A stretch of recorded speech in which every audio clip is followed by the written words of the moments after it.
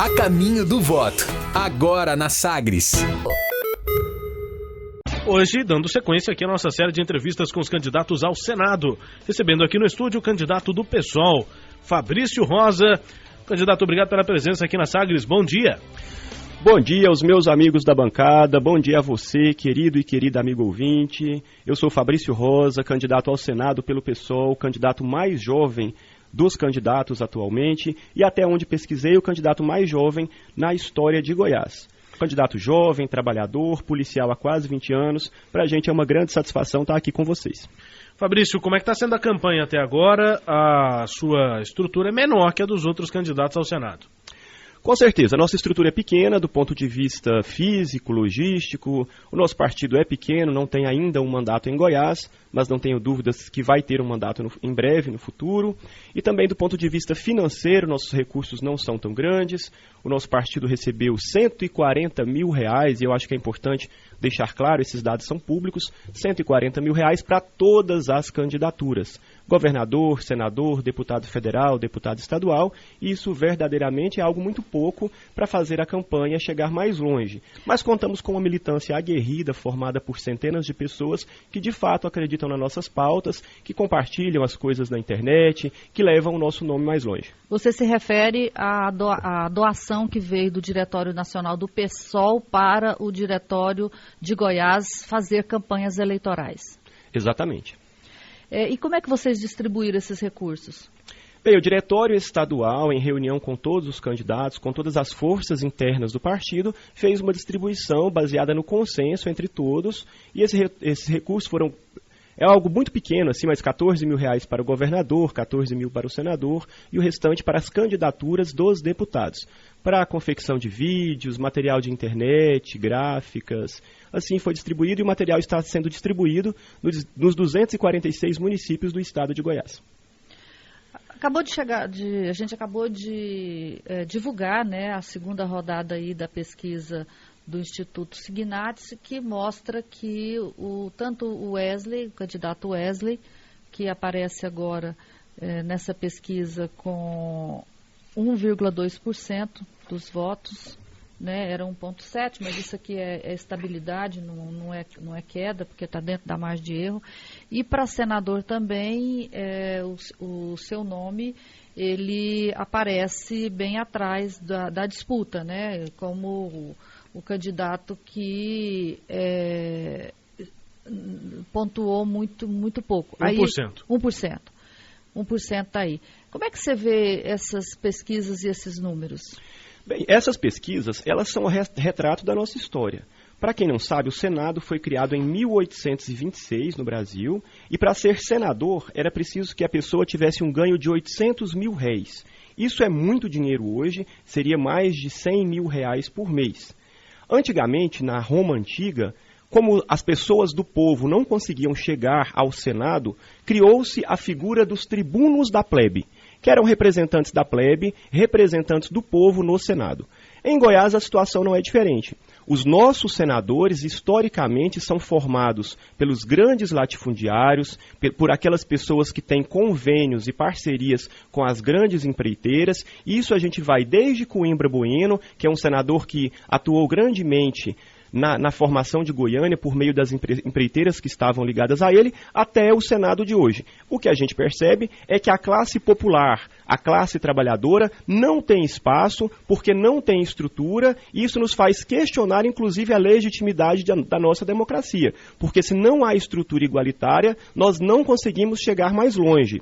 Então é preciso que a gente consiga chegar nos 246 municípios e para chegar lá, nós não temos dúvidas dos nossos ideais, dos nossos projetos e dos nossos propósitos, mas para chegar lá isso tem um custo. Então isso é reflexo da má distribuição de recursos do nosso Estado, que faz sempre as mesmas famílias multimilionárias parecerem que são representantes do povo. O que a gente tem na realidade do Senado goiano é que pessoas que estão na política profissionalizada há muitas décadas se perpetuam no poder, famílias que possuem inúmeros e incontáveis imóveis e alqueires e hectares de terra, querem representar o povo goiano, que é um povo sobretudo trabalhador, mas que estão lá, na verdade, não representando os nossos interesses, porque os interesses dessas famílias multimilionárias não coincidem com o povo trabalhador goiano. O povo trabalhador que tem que, ao final do mês, fazer as continhas para pagar a conta de água, a conta de energia, essas famílias que andam de jatinho, essas famílias que moram nos seus condomínios fechados,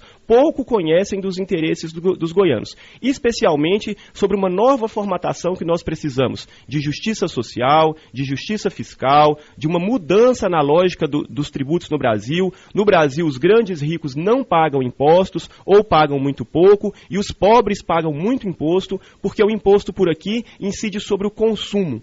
Mesmo nos países liberais, mesmo nos Estados Unidos, meu amigo e minha amiga ouvinte, o imposto lá incide sobre a renda dos multimilionários e sobre a propriedade dos milionários. Aqui no Brasil, o imposto incide sobre o consumo, sobre o arroz, sobre o feijão, e isso faz com que quem pague a conta do Estado é o pobre, é o trabalhador, e não os ricos que querem dizer que nos representam. Então, candidato, mas tem imposto sobre a renda aqui também, ué. E não é pequeno, não. O imposto sobre a renda, ele é pequeno sim, porque ele faz com que... Proporcionalmente pequeno, né? Proporcionalmente pequeno, e também nós não temos imposto sobre lucros e dividendos, nós não temos imposto sobre as grandes fortunas, e proporcionalmente os pobres pagam muito mais imposto, porque o saco de arroz para o pobre, o imposto que ele paga é o mesmo valor do saco de arroz do multimilionário que está pagando também. Então isso é absolutamente injusto. Quem paga a conta do Estado brasileiro é o pobre. E qual a perspectiva de mudar isso? O senhor é candidato ao Senado, se o senhor for eleito, vai apresentar projeto nesse sentido? Já tem projeto nesse sentido? Não passa de jeito nenhum, candidato? Com certeza nós precisamos apresentar projetos nesse sentido. Inclusive é importante saber, para a população goiana saber, que os projetos que tentam modificar essa lógica perversa dos tributos no Brasil são candidatos do nosso meio popular.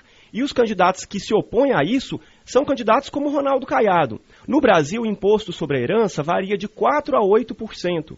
Nos Estados Unidos, o imposto sobre a herança chega a 40%. Porque, como eu disse, o imposto lá é sobre a propriedade. As pessoas que tentaram modificar essa lógica foram barradas por Ronaldo Caiado. Ronaldo Caiado nunca aceitou aumentar o imposto sobre a herança, e a gente fala de aumentar para os ricos. Inclusive, nós somos a favor de diminuir para aquele amigo ouvinte que tem apenas uma casa, apenas um apartamento, apenas um barraco. Esses a gente tem que diminuir. Entretanto, aqueles que são proprietários de muitos e muitos alqueires e hectares de terra, esses nós temos que aumentar, que são proprietários de dezenas de apartamentos, pagam muito pouco imposto. E todos os projetos que tentaram inverter essa lógica perversa, que é a cara do Brasil, porque a cara do Brasil, meu amigo ouvinte, é a desigualdade social. Essa é a cara do nosso país. A cara do nosso país é nós sairmos aqui dessa rádio daqui a pouco e encontrarmos pessoas nas calçadas nos estendendo a mão pedindo comida, porque ainda há pessoa no Brasil que não tem acesso a uma alimentação mínima. Essa é a cara do nosso país, é a cara da desigualdade, e é isso que nós precisamos enfrentar. Nós estamos na 9ª economia do mundo, num país que é extremamente rico, entretanto extremamente mal distribuído, perversamente mal distribuído. O bolo da riqueza do nosso país é comido por apenas algumas gordas e fartas famílias, enquanto milhões de outras famílias não têm acesso ao bolo da nossa riqueza. É isso que a reforma tributária tem que fazer, na visão dos senhores? A reforma tributária é isso? Com certeza, a reforma tributária passa por inverter essa lógica injusta, por criar impostos proporcionais e progressivos, especialmente que tributem aqueles que nunca pagaram impostos no nosso país. Precisamos criar impostos sobre grandes fortunas, sobre lucros e dividendos no Brasil, porque todas as propostas que fazemos, e cada candidato que vem aqui faz uma proposta diferente, é preciso discutir quem vai pagar a conta. E nós, do PSOL, queremos sim discutir quem vai pagar a conta. Candidato Fabrício Rosa, do PSOL, candidato ao Senado nas eleições de 2018. Candidato, que outras reformas o senhor avalia como sendo fundamentais? O senhor, como senador, defenderia que tipo de mudanças? Reforma da Previdência, muito tem sido comentado, tem um projeto lá de reforma da Previdência do atual governo, reforma política. Vamos por partes, mas quais são, na visão do senhor, as reformas prioritárias do país? Uma reforma que você não citou, e eu gostaria muito de falar para o amigo ouvinte, é a reforma do sistema de segurança pública brasileira. para você, amigo ouvinte, é preciso se dedicar a estudar a segurança pública. Nós sabemos que a questão da violência é uma questão muito grave e a gente tem visto muita proposta populista que passa apenas por aumentar o número de presos e o número de presídios. É preciso que você saiba que o Brasil tem a terceira maior população carcerária do mundo. É preciso que você saiba que quando nós falamos sobre taxas de crescimento, nas últimas 2 décadas, apenas a Indonésia cresceu mais o número de presos do que o Brasil. É preciso que você saiba que quando falamos de índices proporcionais, o Brasil tem uma média de 300 presos para cada 100 mil habitantes, e isso faz com que ele esteja entre as 20 maiores médias do mundo. Então, nós temos uma população carcerária enorme e não é colocando pessoas nesses calabouços violentadores e adoecedores que nós faremos uma sociedade melhor. É preciso repensar o sistema prisional brasileiro e é preciso repensar todo o modelo de segurança pública. Ontem a gente conversou aqui com o adversário do senhor, o Agenor Mariano do MDB. Ele defendeu efusivamente aqui a redução da maioridade penal. Como é que o senhor avalia nesse tema? Já chegaremos lá. Sobre segurança pública, é preciso entender que o nosso modelo de polícias deriva da Revolução Francesa e tem 200 anos. Ele é um modelo extremamente antigo e arcaico, onde 2 polícias, uma ostensiva, que é chamada de polícia militar, que faz o trabalho preventivo, atua separadamente da polícia que é chamada de civil, que é investigativa. E isso faz com que nós tenhamos uma absoluta ineficiência. No Brasil, quase 70 mil vidas são perdidas por ano em homicídios. Amigo e amigo ouvinte, mais do que discutir se a pena vai ser pena de morte, se vai ser prisão de 30 anos, é preciso discutir a eficiência desse sistema. As polícias no Brasil não conseguem descobrir 10% da autoria dos homicídios no Brasil.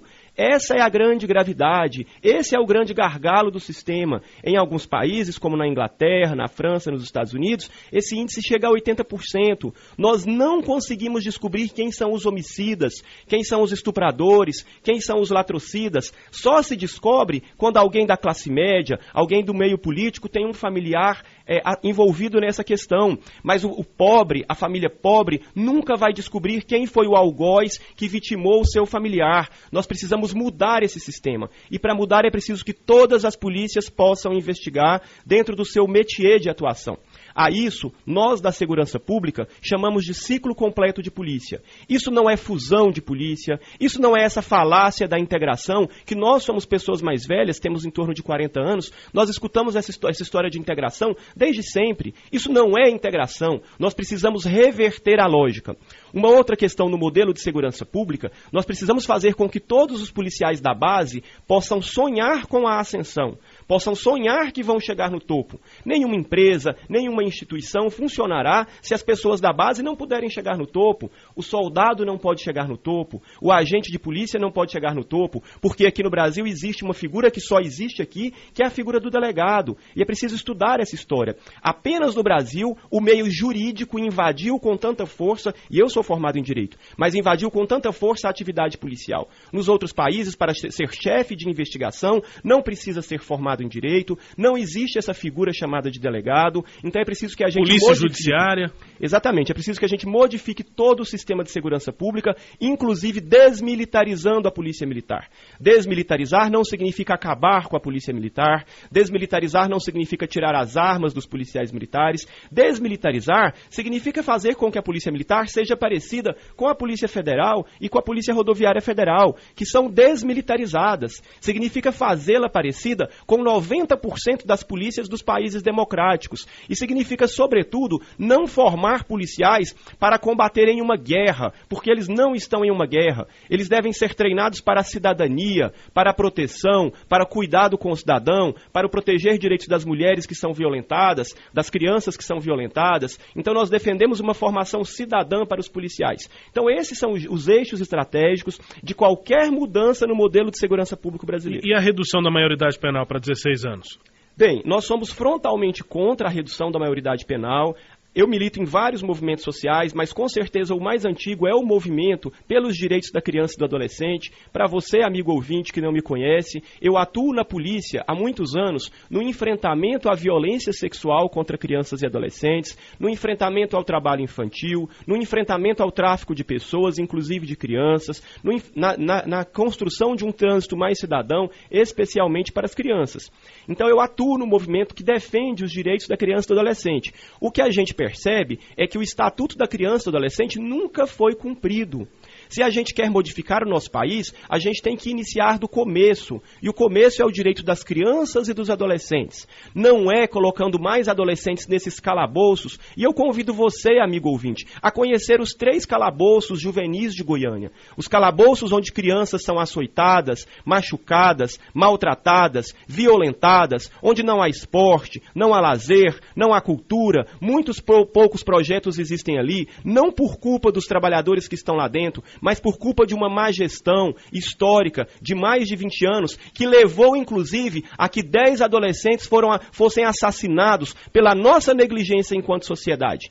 10 adolescentes, o mais jovem de 14 anos, morreram abraçados e queimados, e isso nos deveria envergonhar enquanto seres humanos. 10 jovens, e eu convido você a conhecer a história desses jovens. Alguns cometeram crimes patrimoniais sem violência, alguns já tinham o laudo, já estava vencido, ele nem deveria estar ali mais. Então eu convido você a conhecer essa história e não apenas a culpabilizar esses adolescentes. Isso nos deveria envergonhar enquanto seres humanos, estarmos nessa terra onde 10 adolescentes foram incendiados vivos e ninguém teve a capacidade de socorrer esses 10 adolescentes, ninguém teve a capacidade de abrir aquela cela para aqueles 10 adolescentes. Então nós não podemos acreditar nesse sistema que violenta e que adoece essas pessoas. Esse sistema não vai fazer uma sociedade melhor. Uma sociedade melhor é uma sociedade com mais projetos, mais estudo de línguas, mais tecnologia, mais informática, especialmente para os adolescentes da periferia, e é para isso que eu sou candidato ao Senado. Candidato, o senhor também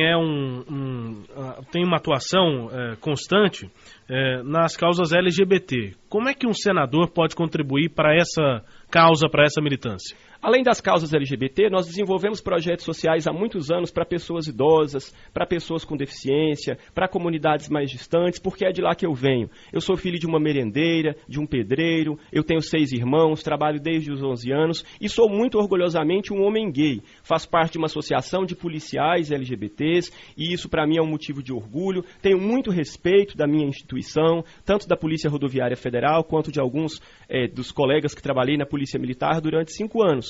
Sim, um senador pode atuar fortemente pelos direitos dessa população. A população LGBT, a exemplo das travestis, não conseguem trabalho no mercado formal. Essa população não consegue respeito à saúde em alguns quesitos que são muito próprios da população, como a população, muitas pessoas têm HIV. Então é preciso que a gente atue fortemente para garantir o nome social das travestis. Não há nenhum problema em chamarmos as mulheres transexuais, os homens transexuais, pelos nomes que essas pessoas se identificam. Isso não machuca ninguém, isso não tira direitos de ninguém, apenas garante dignidade e cidadania para essas pessoas. E nós queremos sim respeito a todos, inclusive a essa população que corresponde a 15% da população goiana. Nós LGBTs, lésbicas, gays, homens trans, mulheres trans, intersexuais, para você que não sabe, é o que se falava antigamente hermafrodita, intersexuais e toda a comunidade sexo-diversa, somos 15% da população, pagamos os nossos impostos e queremos ser tratados com respeito. E o desrespeito passa na medida que os meninos adolescentes são expulsos das escolas, na medida que as pessoas, especialmente adolescentes, são expulsas de sua casa, e eu fui expulso de casa. Mas, candidato, como senador, fazer o quê? O senhor vai apresentar projetos? O que o senador pode fazer nesse sentido? Sobre tudo isso que a gente falou, a gente pretende apresentar projetos para modificar essa realidade, especialmente passando pela educação, desde a educação básica à educação superior, discutindo, sim, orientação sexual. Todos nós temos parentes LGBTs, temos amigos LGBTs, e nós temos que discutir orientação sexual, identidade de gênero, temos que ter a coragem de implantar no Brasil resoluções e convenções internacionais que nós pactuamos e que nos obriga internacionalmente. Decisões de cortes internacionais obrigam o Brasil a discutir essas questões aqui dentro. Mas não discute? Discute. Tem gente que discute, tem gente que é contra, gente que é a favor. Tem discussão. Nós temos percebido uma movimentação grande, especialmente nos últimos 2 anos, de vereadores em todo o estado de Goiás querendo impedir essa discussão, inclusive aprovando leis que são ilegais, porque nós temos leis que são normativamente superiores a elas, que obrigam o Brasil a discutir. E alguns qual lei é ilegal?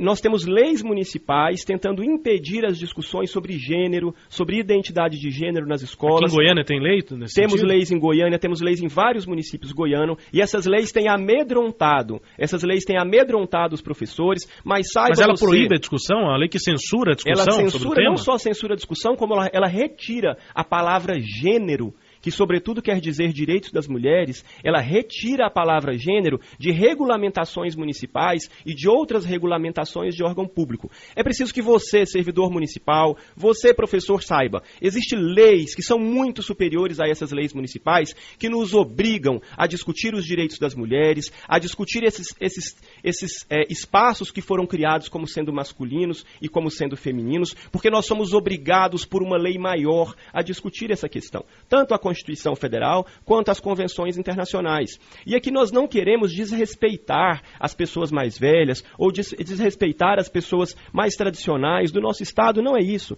É simplesmente necessário discutir o que foi considerado masculino e o que foi considerado feminino.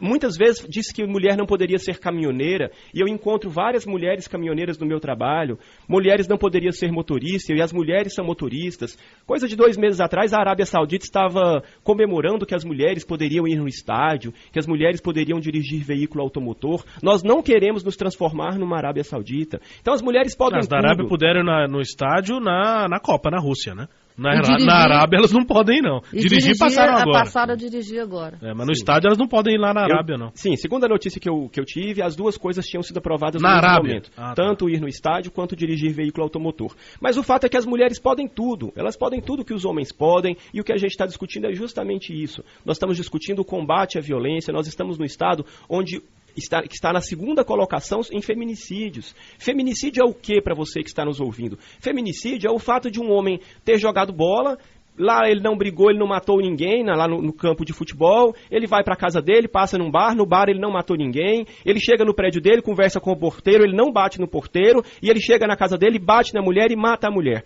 Isso é feminicídio. Por que a mulher morreu? Porque ela é mulher. Então, é feminicídio por isso, porque ele não cometeu ato de violências contra o homem, até de maneira covarde. Então, precisamos discutir, sim, esse estado de violência contra as mulheres nas escolas e na formação, e isso passa também para com os LGBTs. A população LGBT é violentada por ser LGBT. Nós não estamos falando da violência cotidiana que todos nós estamos submetidos. Nós estamos falando de uma violência especial para a população LGBT. Mas nós não ficamos apenas nesses temas. Nós discutimos também saúde, queremos uma saúde pública, de qualidade, contra as organizações sociais, contra a diminuição do tamanho do Estado. A gente tem percebido que vários candidatos dizem que o Estado brasileiro é um Estado muito grande, que tem muitos servidores públicos, e isso não é verdade. Basta ver as pesquisas e as estatísticas da OCDE, que congrega os países mais ricos do mundo. O Brasil tem menos servidores públicos do que a média dos países da OCDE. Então, assim, utiliza-se muito o recurso de que o Estado seria corrupto, de que o poder público seria corrupto, por isso nós devemos privatizar tudo. Na verdade, esse é um discurso do mercado para ocupar a Previdência brasileira, para privatizar as escolas públicas, as universidades públicas e ganhar espaço, o próprio mercado internacional, principalmente, querendo ganhar espaço. Ocorre que quando nós diminuímos o tamanho do Estado, quem sai perdendo é a população pobre, que é atendida pela segurança pública, pela escola pública, pela saúde pública. Nosso tempo já está acabando, a gente tem 25 minutos para a conversa, a gente tem um tempinho, eu gostaria de perguntar algo mais factual, mais recente, além das propostas do senhor. Por vários conceitos que o senhor apresenta nas entrevistas, e nessa entrevista fica muito clara a divergência com outras tendências políticas, inclusive que tem candidato à presidência, e eu cito diretamente o candidato Jair Bolsonaro do PSL. Houve aquele ataque a ele ontem, e aí eu gostaria de perguntar ao senhor, que é uma das lideranças do PSOL no Estado. O pessoal sempre foi muito crítico ao Bolsonaro. Como é que vai ficar agora o posicionamento na campanha, depois desse ataque? Para de criticar o Bolsonaro? Como é que vai ficar o posicionamento na campanha do PSOL? Olha só, tanto eu quanto a maior parte do PSOL Nós não defendemos a violência para com os violentos. Nós não defendemos a maldade para com os maldosos. Nós temos uma paciência revolucionária para transformar o mundo, para fazer um verdadeiro mundo para o bem comum, para o bem coletivo, para o bem das pessoas e não apenas para o lucro das grandes empresas, que é isso que tem acontecido até aqui. Nós combatemos o fascismo, sim, nós combatemos práticas de ódio, inclusive as convenções internacionais nos obrigam a isso, a criminalizar as práticas de ódio, o racismo, o machismo, a LGBTI-fobia, todo o ódio que muitas vezes é demonstrado por esse candidato. Ele é uma liderança que deveria ter mais responsabilidade em sua fala. Entretanto, nós nos colocamos em nota pública, em várias notas públicas, mas principalmente da Executiva Nacional do PSOL, que foi a primeira a lançar uma nota pública. Nós queremos que ele melhore, nós desejamos boa saúde para ele. Parece que o homem que deu a facada no candidato Bolsonaro já tinha sido filiado ao PSOL no passado, mas nós não temos nenhuma relação, ele saiu do PSOL há muitos anos, em 2014, nós não temos nenhuma relação, até onde sei, com essa conduta desse rapaz. Parece até ser uma pessoa bastante confusa, que fala de alienígenas, de maçonaria. Então, assim, nós não temos relação alguma com essa pessoa. Então, nós desejamos o bem para o Bolsonaro, nós desejamos o melhor do mundo para o Bolsonaro, ao contrário do que ele nos deseja. Ele acha que mulher tem que ganhar menos que homem, que filho LGBT seria uma vergonha, que era melhor ter um filho bandido. Então, a gente deseja o melhor do mundo para o candidato Bolsonaro. Candidato ao Senado pelo PSOL, aqui nas eleições 2018, Fabrício Rosa, conosco aqui no Manhã Sagres. Candidato, obrigado pela presença aqui na Sagres. Bom dia, bom feriado, bom trabalho. Bom dia a todos. Agora são outros 500. Vote 500, Fabrício Rosa.